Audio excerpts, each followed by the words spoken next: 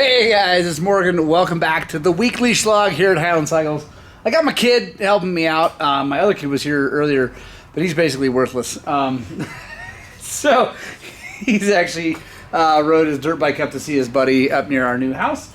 And so Ewan is here, and we're going to dive into arguably one of my least favorite things to work on. I know that I try to really have an awesome positive attitude on here. And I definitely have a huge positive attitude towards dirt bikes in general, and actually XRs in general, but this one, not so much. Basically, this to me is one of Honda's abominations. I love XRs, I love Honda. This one is not their best effort. So let me show you why. Let's get it up in the air.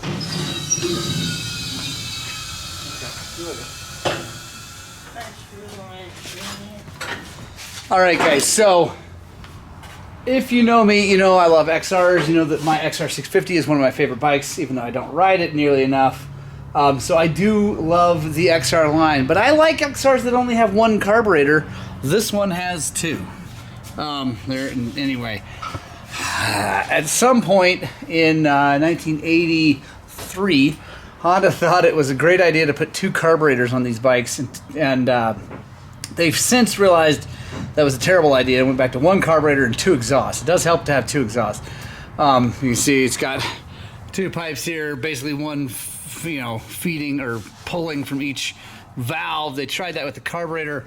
All it did was complicate the system and not really add any performance. So these ones are leaking, so we're going to dive in and get it all fixed up, cleaned up, and back together. It runs fine. The guy wrote it down here from his farm, but so it runs just fine, but it's just leaking gas. So I'll pick you guys back up here when I should show you how brutally hard this thing is to get into.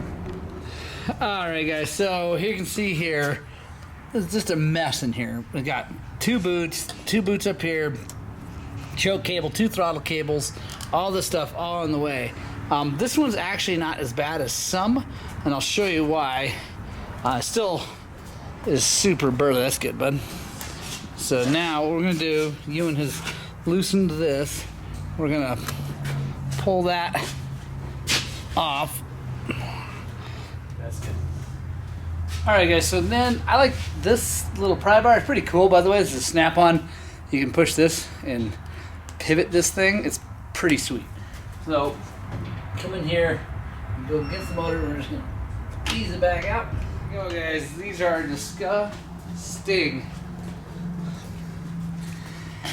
Absolutely disgusting. So what we're going to do is, because they're so gross, I'm going to take these, put them in the ultrasonic, run it once with them completely assembled, then bring it back out here, clean it even more, put them back in, take the float balls off, and get everything that we need to get in here. I think the float balls are leaking, and the needles and seats. So yeah, that's gas. Anyway, yeah, we'll check in. I'll show you what these end up looking like when we're done. Alright guys, got the carburetors all cleaned up. I think you can agree that looks way better. Now I'm going to pop the float bowls off. I've got new needles and seats and new gaskets, so I got to find those. Okay, anyway, put those all in. I'm going to put them back on the bike, and then we'll take it for a ride. I think we should be good. I think it's just leaking from the float bolt gaskets. These are just obviously old. It's 1983. They're flat, and it's just leaking out of there. So get that all in there. I'll bring you guys in if I find anything more interesting. But other than that, we'll move on to the next job. Alright guys, so you'll notice there's conspicuously nothing on my list right now. I got the Honda XL600R all back together, ran perfect, no problems. That guy came and picked it up. The KX250F, guys, I apologize, I forgot to film putting that clutch back together, although I discussed what really needed to be discussed about the how the clutch is different and how it works, but it turns out that it didn't need a new clutch, it just needed to be adjusted. So the gentleman brought me actually two KXs, a 65 and an 85, both with clutch problems, and both ended up actually just needed to be adjusted at the cable, and they were all good to go. So that's awesome, because it saved him a bunch of money. Really happy about that, and the kids get to go ride this weekend. So I got everything off my lift, and I'm getting ready to pull up the 300, the blown up 300 from I think 2 weeks ago. There's that one right there. Got the cylinder back already from Millennium. We did a double rush, and they got it back to us super fast. It's like 150 bucks, but man, they got it. I think they got it in and out in like 3 or 4 days. It's super fast. Anyway, but I have a quick mail time for my 2023 300XC that I want to show you guys. I'm really excited. Hang on.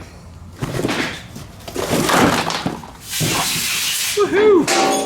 Very, very excited to get parts from my good buddy, Mr. John Bruckbauer at System Tech Racing. Johnny has always been a big supporter. I really appreciate him. Let me go over the stuff he sent me. First and foremost, most important thing for me from him is the rear caliper radiator. This is the part that goes right here and helps keep the brake cool. It really makes a big difference. It really, really does. I know it doesn't look like it, but it really does. So there's that. Then with that, he sent me the reservoir cooler, which adds some fluid and some cooling fins. That helps there. Best bleeders in the world, hands down. Got a high-speed shock adjustable wrench, so I can adjust the high speed on the shock real easy. Although I think the new bike might have that adjustable by hand. I gotta remember, I think it does. But anyway, still super cool. Oil fill plug, because that's awesome. Got everything in orange to kind of go contrast with the black from Bulletproof Designs. We got a big brake pedal. I'm running that on both of my bikes. That's what she looks like. Works great. And then you guys will know if you watch the other video that I've already got disc guards, but we're gonna be trying them both out. Bulletproof Designs sent me theirs, which are all aluminum, and Johnny sent me his, which are aluminum like chassis, and then the blade is a G10 material with a urethane leading edge. So that's the front, and there's the rear. Like I said, same thing, aluminum chassis, G10 and urethane leading edge. I love these. They've been really good to me. They're lightweight, super lightweight, and I like this. I especially like the front one being plastic because it slides and doesn't hang up. But we are going to run them both. We got Bulletproof Designs and these. We'll switch back and forth, see which ones I like better, see which ones are better protected. But guys, I am dangerously close to having, I think I've got everything I need for the 300. And I just heard from our local dealer that the 250XC 2023 showed up at Davis today, and that's like way earlier than they said. So there is a chance, fingers crossed, that we're gonna see this thing earlier than I thought, and that will be super rad. Like, oh, I can't wait. Anyway, I'm really excited. It will also mean that my 125 will be for sale much earlier. So that's pretty rad too. Anyway, now let's pull the 300 up here, do a top end, and take a look at that thing.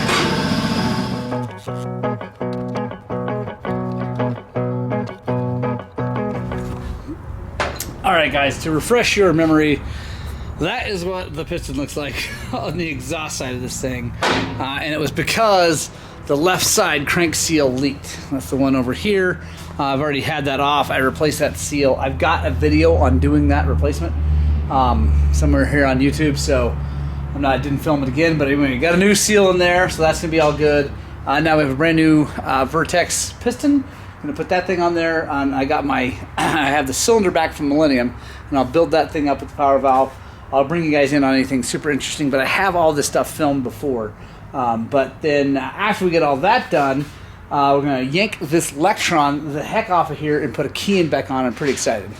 All right, guys, there is the masterpiece from Millennium Technologies.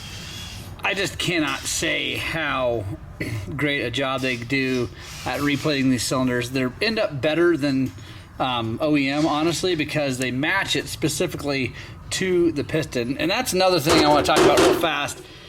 I get a lot of people asking what piston they should buy. A, B, C, D, Z, Q. Anyway, here's the thing. As far as I know, Yamaha started all this. Maybe it was someone else. You guys can comment below. And I don't know. first people I knew of doing it was Yamaha. They would stamp their cylinder with a letter, and then they would match it up with the piston. And A was the smallest, and D was the biggest. And the difference between each one was 0.01 of a millimeter. So like this one right here is 71.95. So that means that an A would be 71.94, a C would be 71.96. Anyway, 0.01 of a millimeter is a really, really, really, really small measurement. And the reality is you can put a D piston in an A cylinder or vice versa, whatever, and it will work just fine. They won't seize or anything like that. Obviously, if you can, yes, match it up. But the reality is, guys, it just doesn't matter. I always, you know, if I'm just buying a piston before I open something up, I usually get a B or a C, because rarely, even if it's an A cylinder, rarely is the cylinder still an A size, right? Because as this thing goes up and down, it does wear very, very small amounts the Nicocil off. That's why you have to put a new crosshatch. Anyway, whatever. So that's the whole thing about these. So don't freak out about it. If you have time, you want to measure it, whatever, great. You can match it up perfectly. If not, it's no big deal. So I want to install this guy. I have a new tool, actually. I want to see if it works. So this is the new to me tool for installing these circlips, and I think the way this works is you put it in here and then you put it in and you slide it in. But I'm gonna find out. I'm gonna look at their website real fast. But I got this off eBay. If I remember, I'll put a link. If not, just go to eBay. Look up piston circlip, KTM install, anyway, whatever. So yeah, I'm gonna check it out and see if I can find the actual instructions, and we'll come back and I'll show you how it works. Ooh, guys, Zach just made a funny noise, which happens a lot, but this one was a sound of excitement over, first of all, this is the amount of oil, if you can even call it oil still, that came out of this KX that was locked up. Oh, don't. Yeah, that's gnarly, guys. Look at, I'm gonna come over there. Out of the way, cheeks. What do we got there? Oh, yeah. Yeah. That's awesome. So you guys can see the head is ruined. We'll have to see how bad the cylinder and piston are, but it looks like it definitely starved the top end for oil. So nice. Zach can't even get that cap off. Anyway, so, oh, that's rad. These guys know this is going to be expensive. They're still paying us to take it apart, which, I don't know. It's an old bike. I don't really know if it's totally worth putting this kind of money into, but we're going to find out. It's got I think an aftermarket cylinder. I don't think that's a stock cylinder with a little QR code. So someone's been in here before. I don't know. Doesn't say Athena on it, but I don't think Kawasaki did that. But anyway, we'll keep checking in as we go. So, and I'm gonna keep working on this KTM. All right, guys. So I watched this guy's little video. His name is Michael Crum. He's got a little YouTube channel. So he's come up with a little tool. And it's not very much. I bought it on eBay from Michael. Comes from Europe, I believe, or the UK. Anyway, it seems legit. So what we're gonna do is, I'm gonna do what he showed you. You take this, we're gonna push it down in here, and he takes a little, so he takes like a valve core tool so you can grab a hold of it. Push that in like that. So now it's in there. Don't have to worry too much. We're going to push it in later. So now it's in there. And one thing, guys, I like to figure out how I'm going to work on this thing, because I want to work on the other side to install this, because like this is in the way over here. So I want to be on the other side. So I'm going to install this circlip.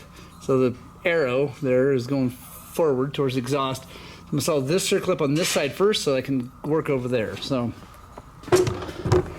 there we go. And take this, come in here, it seats in there. And then he takes a 13mm socket. Looks like my 13mm might be a little big, so I'm gonna go for a 12.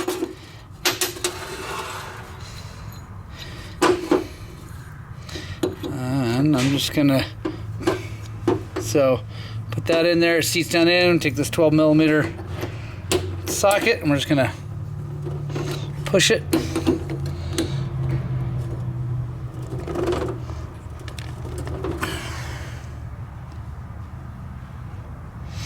So it looks like what we might need to do is take the pin from the other side.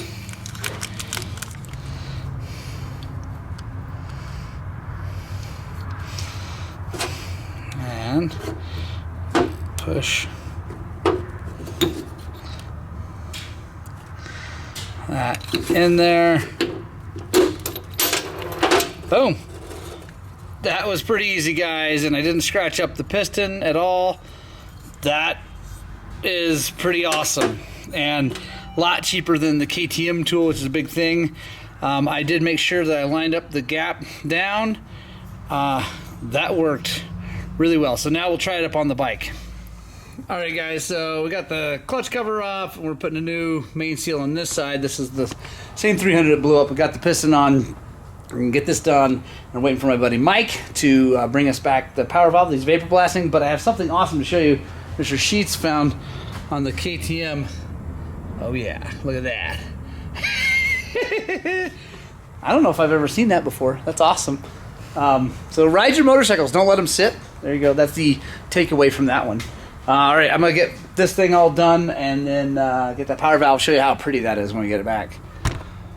All right, guys, we're nearing the end on the 300 build. We got pretty much everything all together. New, air filter, clean oil, gas in the thing, coolant in the radiators, oil in the motor, and we are getting ready to rock and roll. So last thing we're going to do is put a new fuel line on it. I like to put these inline filters, guys. They can get clogged up and lower fuel rate, like flow into the carb, which some people complain about, but that's because it's catching the dirt. So I think that's good. I'd rather have that slow down and maybe lean, run the bike just a fuzz, and it's not going to blow it up until it dies or whatever, and you figure out, oh crap, there's not enough gas going in the motor. Then get the dirt in the carburetor, because that's just a hassle. So let's quick go over what we did. We did cylinder out to Millennium Technologies. They replated it, matched it up to a piston for us. So it's brand new. I had our buddy Mike vapor blast the power valve. I forgot to take that video, sorry guys. Anyway, it's perfect, looks brand new. Then we got a Kean 36mm short body carburetor on here from JD Jetting with the JD needle and everything in it. I actually went richer on the main jet because he also has an RK Tech head. So we got the RK Tech head on. Let's see, what else did we do? Oh, new tires, V-Moto tires front and rear, and nitro mousses, because he got tired of fiddling with his tubeless, which always leaked on the front. Kind of super bummed out about that. Straighten up the front end. That was just twisted because of the forks. Anyway, the triple clamps were twisted. I think that's it. So anyway, gonna put this on, put a fuel filter in it, and we're gonna kickstart this thing and see if it goes.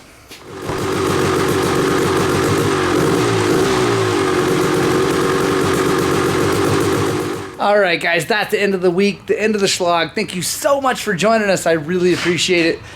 If you found it interesting, go ahead and hit the subscribe button. Maybe tell a friend about the channel. We're trying to grow this thing, spread the gospel of two wheels and all that good stuff.